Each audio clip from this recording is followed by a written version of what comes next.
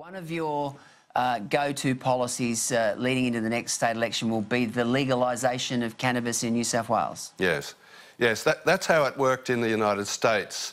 There's now, I think, 8 states where cannabis is legal for recreational purposes.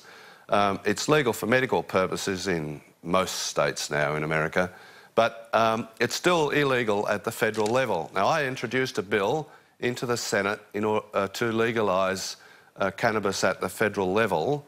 We'll remove all the Commonwealth restrictions on cannabis, but you know, I didn't get very far, and there was a sort of I suppose you could call it a polite scorn of my attempts to do it.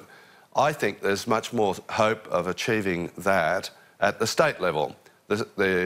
New South Wales, for example, could legalise recreational cannabis. There would still be an issue about imports, which are controlled by the Commonwealth, but most cannabis is grown locally anyway.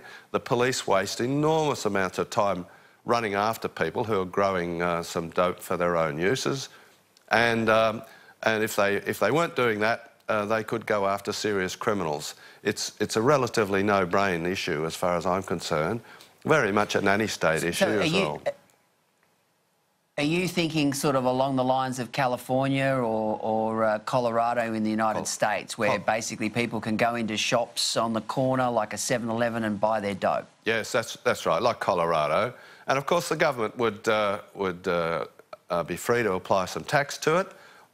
My party, the Liberal Democrats, doesn't like taxes very much, but I accept that it'd probably be inevitable.